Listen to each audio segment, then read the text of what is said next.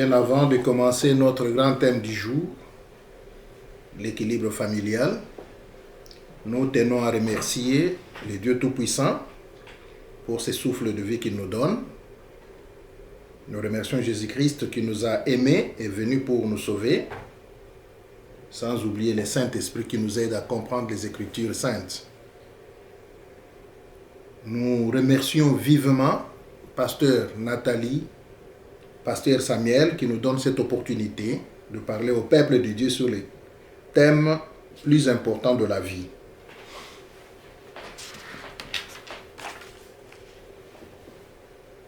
C'est comme nous l'avons dit tout à l'heure, nous devons parler aujourd'hui de l'équilibre familial. Nous sous-entendons par là l'équilibre du foyer, l'équilibre de la famille, l'équilibre dans le mariage. Nous savons que le mariage a été instauré par Dieu lui-même. C'est la première institution pour laquelle Dieu est descendu du ciel pour l'instituer. Le mariage ou les couples Adam et Ève qui étaient unis pour se fructuer, se multiplier et remplir la terre.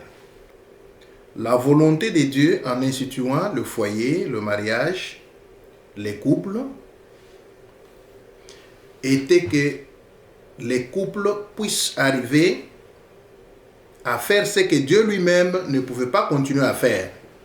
C'est ainsi que la Bible nous dit qu'il a donné le pouvoir aux deux de multiplier, de se multiplier sur la surface de la terre, de cultiver la terre, de faire beaucoup de choses. Mais nous nous rendons compte que là où il n'y a pas l'unité, là où il n'y a pas l'équilibre, rien ne peut se faire. C'est ainsi qu'aujourd'hui, nous allons parler de beaucoup de choses qui font que un couple qui n'est pas équilibré, souvent échoue. Une famille qui n'est pas en équilibre est vouée à l'échec. Une famille où il n'y a pas d'équilibre, c'est une famille qui ne réussit à rien. C'est très important, l'équilibre familial. Pour ne pas connaître des montagnes qui sont des obstacles, qui sont des difficultés, qui sont des freinages, il est très important que les couples vivent dans l'équilibre et le plus total possible. Alors, pour être une famille équilibrée, il y a de préalables que nous devons respecter. Le premier, c'est être dans un lieu du mariage. Ça, c'est la première condition pour un équilibre. Pourquoi nous disons qu'il faut être dans un lien de mariage ou dans un couple? Parce que notre émission, nous sommes en train de parler beaucoup plus sur les couples. Et lorsque Dieu a créé Adam, il a trouvé que lorsque Adam était seul, c'était un déséquilibre total. Adam ne pouvait réussir à aucune chose en étant seul. C'est pourquoi Dieu lui-même a dit qu'il n'est pas bon que l'homme soit seul. Bien que l'autre fois nous avons dit que c'était un mystère.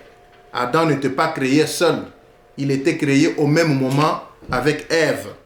Parce que la Bible nous dit que Dieu le créa homme et femme. C'est-à-dire que la femme était cachée dans l'homme pour que l'homme lui-même à un moment donné découvre qu'il y a une aide semblable à lui qui était à ses côtés. C'est ce qui s'est passé quand Dieu l'a endormi pour ouvrir ses côtes et faire sortir Adam. Mais qu'est-ce qui s'est passé? Dans tout ça, nous comprenons que Dieu cherchait l'équilibre. Parce qu'avec toutes les espèces que Dieu a créées, c'était toujours 2 à 2. Ça, c'est le premier équilibre. C'est pourquoi nous parlons du couple. Même aujourd'hui, nous trouvons que quand l'homme est seul, il lui manque beaucoup de choses. Qu'il faut qu'il ait à ses côtés une femme qui doit les compléter, qui doit l'aider à résoudre beaucoup de problèmes, beaucoup de questions de la vie. Et c'est ce qui se fait même qu'aujourd'hui, les législateurs, nous avons des avocats qui comprennent bien ces choses, ont compris que de fois, il faut des régimes. Dans les régimes-là, quand vous les suivez de près, vous comprendrez que c'est cet équilibre-là que lorsqu'il y a un problème, on se base toujours sur l'équilibre pour pouvoir trouver la solution. Lorsqu'ils se séparent, par exemple, c'est là où moi j'ai compris quand on parle de la communauté, du régime de communauté des biens, qu'on fait recours à cet équilibre-là. Pour dire que l'homme sans la femme, il ne pouvait pas peut-être arriver à certaines choses, mais c'est à cause de la femme. J'ai lu aussi quelque part dans un livre qu'on appelait le plan altruiste de Dieu, où il est dit que l'homme seul, il ne peut rien. Il lui faut toujours la femme à ses côtés pour l'aider à faire ce que lui-même ne peut pas faire. Et c'est jusqu'aujourd'hui, les choses se passent de la même manière. Quand l'homme est seul, il y a beaucoup de choses qu'il n'arrive pas à réaliser, mais lorsqu'il est à côté d'une femme, la femme devient une aide dans le vrai sens. Et l'homme réussit, c'est pourquoi les Blancs disent que ce que l'homme trouve, l'homme ne constitue que le main pour pouvoir accueillir ce que Dieu destine à la femme. Mais c'est l'homme qui vient maintenant pour apporter ces choses-là. Et les Blancs ont compris que lorsqu'il faut se séparer, il faut donner à cette femme aussi la part. Comme pour dire que l'homme n'a pas eu ça seul. L'homme pouvait peut-être avoir certaines bénédictions, mais que lorsque nous considérons très bien la parole de Dieu, nous ne les comprenons pas comme étant une véritable bénédiction, mais ne fût-ce qu'une partie, quand il est seul. Mais lorsqu'il est à côté d'une femme, les choses commencent à se passer autrement. Là où il pouvait avoir un, il va en avoir double portion, à cause de la femme à ses côtés. On peut nous lire, pour arriver à bien comprendre ça, Genèse 2, 18, et là nous allons tirer quelque chose. Et nous allons ainsi avancer. Genèse 2, 18, l'Éternel Dieu dit, « Il n'est pas bon que l'homme soit seul, je lui ferai une aide semblable à lui. » Là, ce passage voudrait tout simplement dire que Dieu ne voulait pas que l'homme soit dans le déséquilibre. Pour qu'il y ait équilibre, il fallait que la femme soit à ses côtés. Et c'est clair. Nous passons à une autre étape qui explique très bien l'équilibre. Dans l'équilibre, au niveau de la famille, il faut qu'au centre de cette famille-là, qu'on trouve Dieu. Dans une famille, dans un foyer, dans un couple où il n'y a pas Dieu, souvent, on est voué à des échecs. Mais là où Dieu est, c'est la réussite. Et la réussite totale. C'est pourquoi, ce deuxième point de la présence de Dieu au centre de tout pour un couple s'avère être un point très important pour la réussite de la mission de l'homme, la réussite dans la vie de l'homme, la réussite dans la famille. On va nous lire Daniel 3, 25, que nous allons expliquer le pourquoi Dieu doit être au centre. Tu peux nous lire?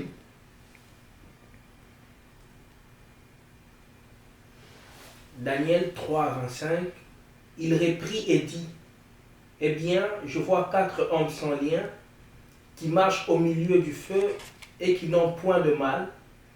Et la figure du 4e ressemble à celle d'un fils des dieux. » Voilà.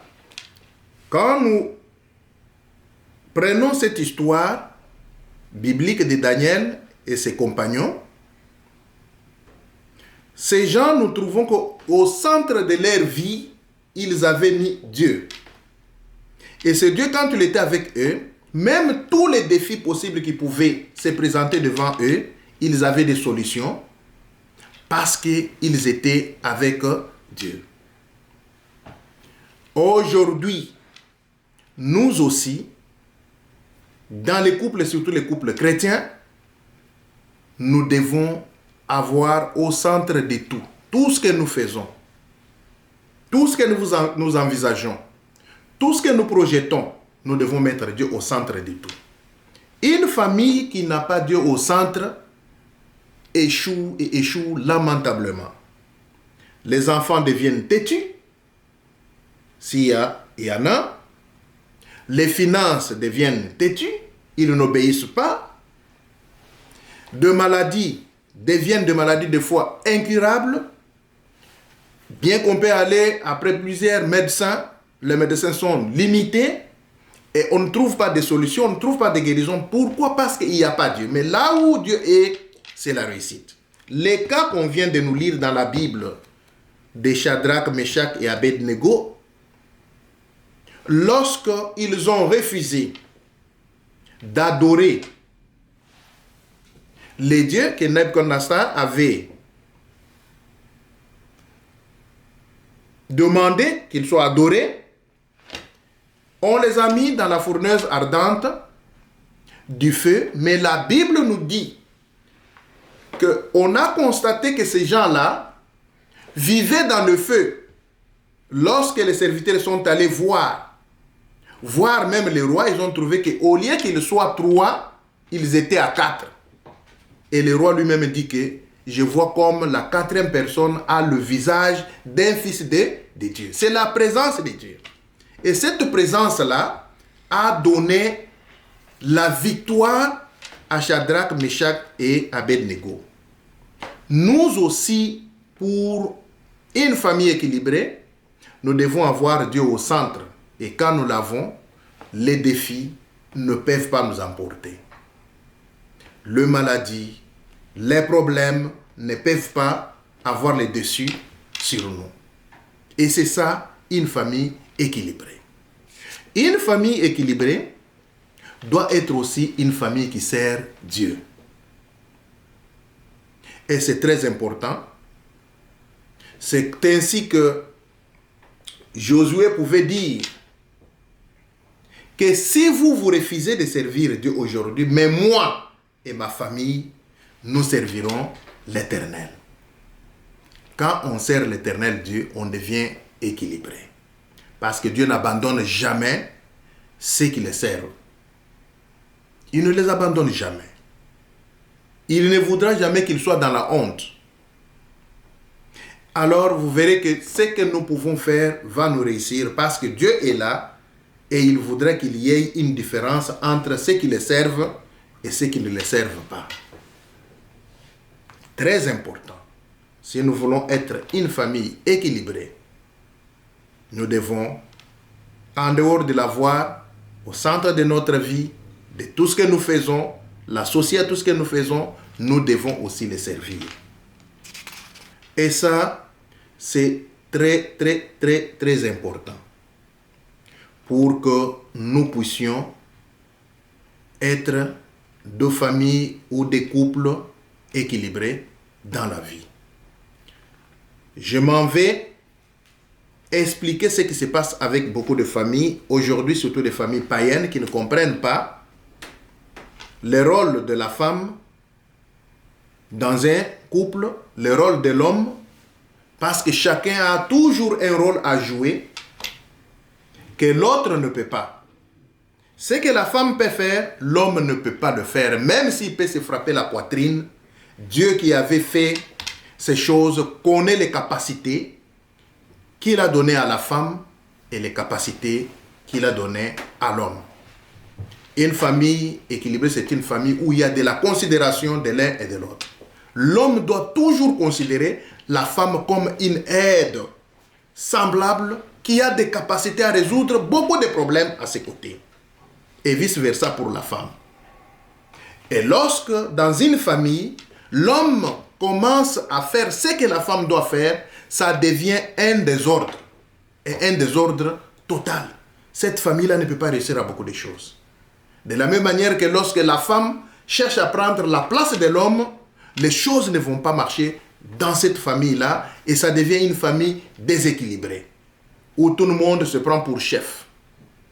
Et là, c'est un secret. Ce n'est pas pour rien que Dieu, en créant la femme ou en ressortant la femme, il n'est pas allé au pied pour prendre l'os du pied et créer la femme, de peur que l'homme, dans toute la vie, commence à marcher sur la femme, considère la femme comme le marchepied. Mais Dieu a pris dans les côtes. Et les côtes, c'est le milieu. Vous avez la partie inférieure, la partie supérieure, mais les côtes, c'est au milieu. Quand Dieu prend ça, c'est pour dire qu'il y a un certain équilibre, il y a une certaine égalité que nous devons respecter, que nous devons comprendre des choses comme ça. Nous ne devons pas comprendre des choses comme le monde, pour dire que la femme, c'est une esclave. Non, la femme n'est pas une esclave, mais la femme est une aide à l'homme.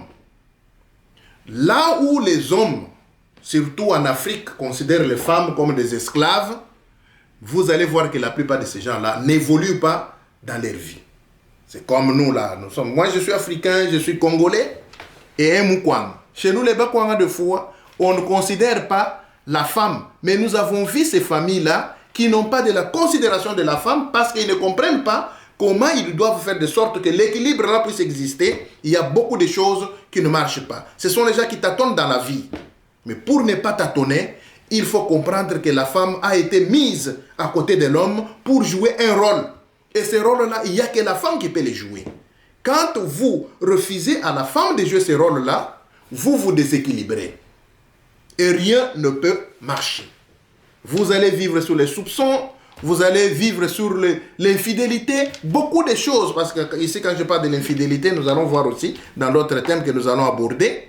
Ce n'est pas seulement dans le cadre du désordre sexuel, l'infidélité dans le cadre de l'adultère. Il y a infidélité lorsque on n'arrive pas à respecter le vœu qu'on s'est fait dans le lien de mariage. Quand on ne le respecte pas, c'est un déséquilibre. Entre autres, les choses qu'il faut faire, elles sont nombreuses. L'équilibre est donc important. C'est une notion que Dieu a mise dans le mariage depuis la fondation du monde. À la création même, Dieu avait déjà pensé à l'équilibre. Même si la femme et l'homme, les deux peuvent travailler, mais vous allez toujours voir qu'il y a un rôle particulier que la femme doit remplir et aussi un autre que l'homme aussi va remplir. Alors, bien-aimés, réussir dans la vie, c'est marcher dans les principes de Dieu.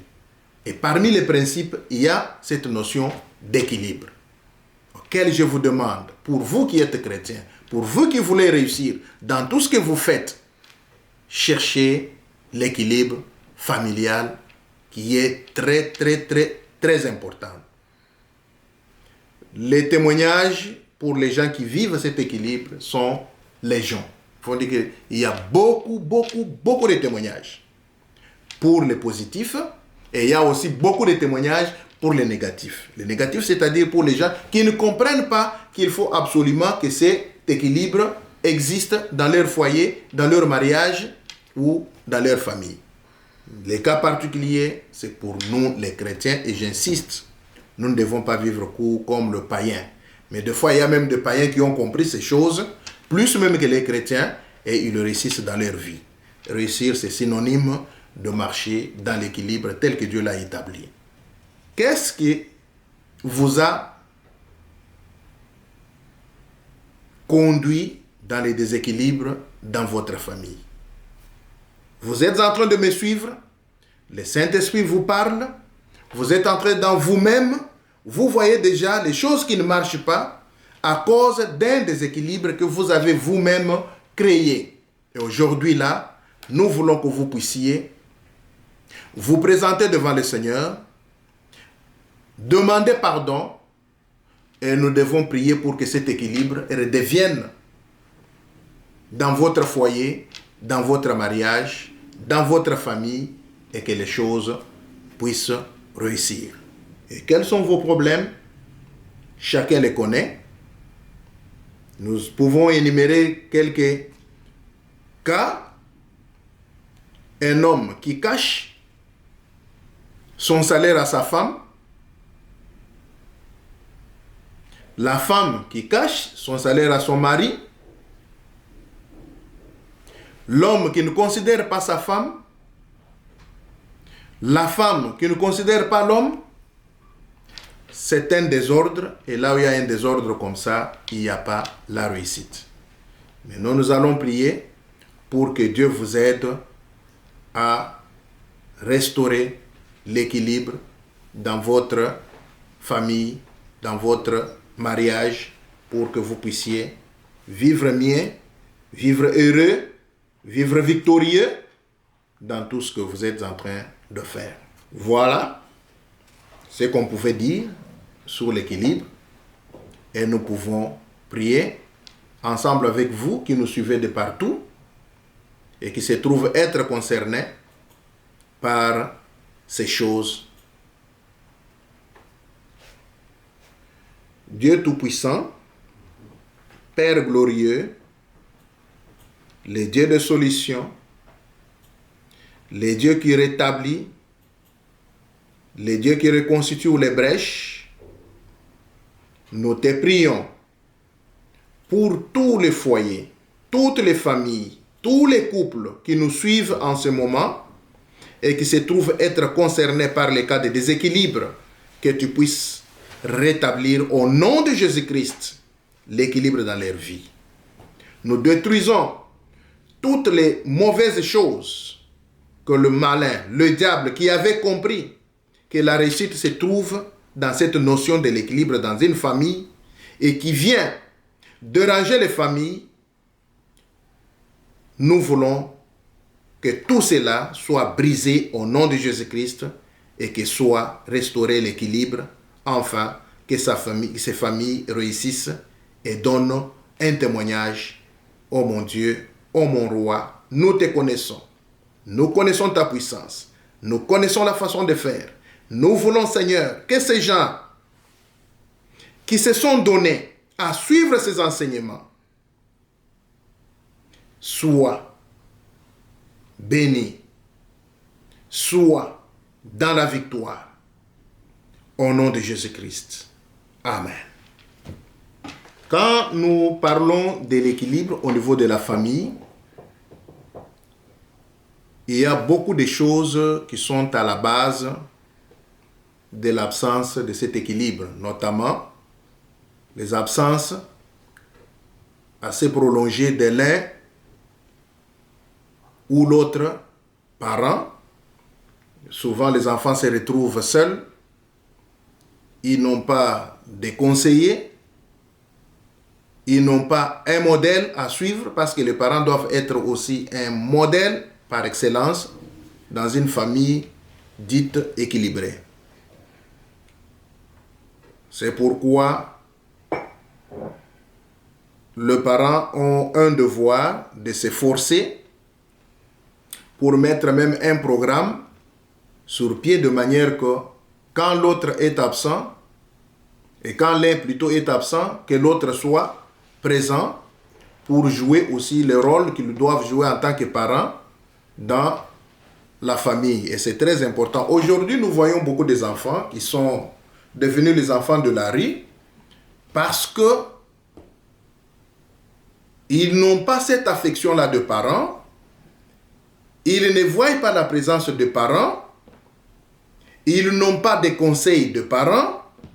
Et ça déséquilibre totalement la famille et des enfants deviennent des délinquants, des enfants deviennent des drogués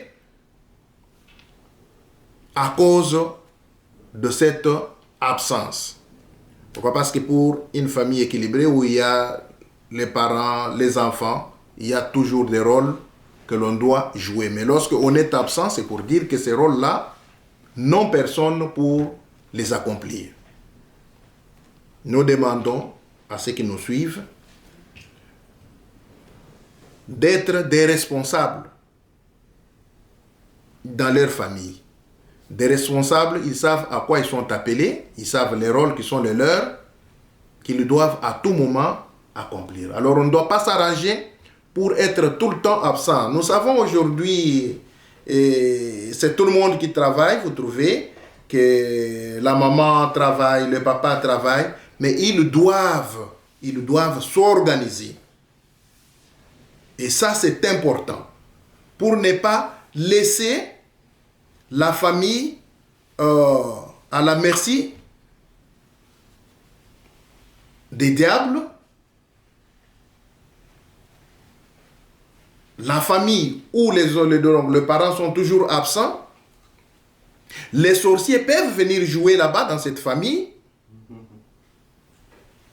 Les magiciens peuvent venir emporter les enfants, surtout aujourd'hui que les enfants là où ils partent, ils côtoient des gens de diverses cultures. Mais lorsque les parents ne jouent pas leur rôle, il y a un grand danger qui guette cette famille-là.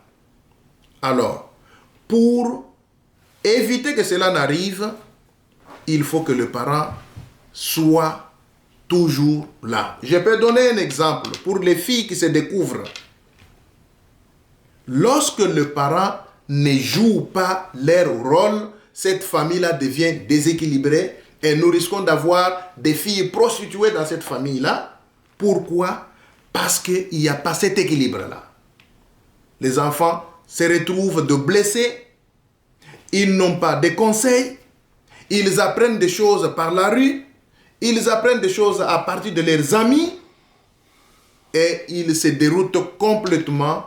Et de telles familles deviennent déséquilibrées. Ce sont des problèmes et sur problèmes qui ne peuvent pas trouver des solutions. C'est pourquoi nous conseillons à ceux qui nous suivent de faire attention à l'équilibre familial. Surtout pour cet aspect des choses où, malgré le travail, les parents ne doivent pas abandonner leur rôle. Ils doivent toujours avoir le temps de rester ensemble avec les enfants. Il y a aussi une autre chose très importante, c'est de savoir que l'équilibre, là, on le cherche aussi. Il ne vient pas de soi-même. Ce sont les personnes qui vivent ensemble dans une famille qu'ils doivent tout faire pour qu'il y ait cet équilibre-là. Et c'est très important, que ce soit pour les païens, que ce soit pour les chrétiens, parce que la volonté de Dieu est que toutes les familles vivent dans l'équilibre pour qu'ils vivent le bonheur, qu'ils vivent la joie, qu'ils vivent la réussite, qu'ils vivent la victoire. Sans l'équilibre, la victoire est loin d'être vécue. Nous avons parlé de l'équilibre, nous avons parlé des conséquences que les familles trouvent lorsque ils sont dans les déséquilibres. Mais l'homme et la femme, ensemble aussi avec des enfants qui sont déjà conscients, peuvent chercher cet équilibre. L'équilibre se cherche dans la famille d'abord en commençant par le parent, là où il y a l'harmonie. Et l'harmonie se cherche, l'harmonie se retrouve dans la causerie. C'est parmi des stratégies que les foyers, que les familles doivent avoir. Là où il y a le dialogue absent, on ne peut pas réparer le brèche. Parce qu'avant d'aller vers Dieu, il faut que d'abord, ceux qui sont dans les couples, dans les mariages, cherchent d'abord à trouver des solutions entre eux. C'est dans la causerie qu'ils peuvent arriver à se dire que voilà, si ça n'a pas marché, c'est parce que nous nous sommes comportés comme ça, comme cela. Et ce que nous devons faire, c'est de revenir, nous mettre encore ensemble. Et entre autres stratégies, c'est se pardonner mutuellement, prier ensemble pour que les choses marchent. Et une fois qu'à leur niveau, ils ont fait cette gymnastique-là, Dieu est tout prêt à exaucer leurs prières quand ils vont la lui adresser pour que l'équilibre qui manquait lui revienne. Mais lorsque ces histoires ne sont pas vécues, les diables va toujours trouver quelque chose qu'il faut faire dans le sens négatif dans cette famille-là, parce que ces gens-là sont dans la distraction. Ils ne savent pas qu'après avoir perdu l'équilibre, qu'il faut rechercher cet équilibre.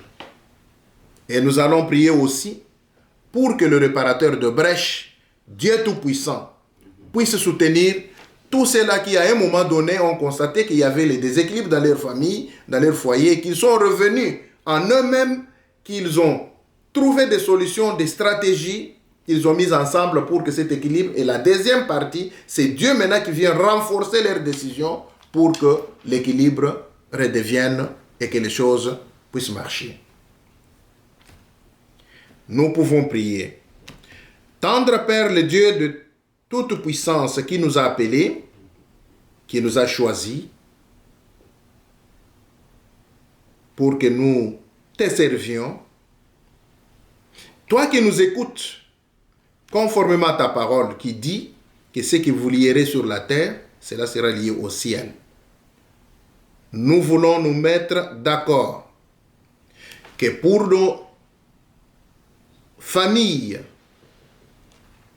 nos couples qui étaient dans les équilibres, Seigneur, mais qui ont su revenir à toi, Éternel Dieu Tout-Puissant, nous te demandons de réparer le brèche. Nous te demandons, Seigneur, de leur donner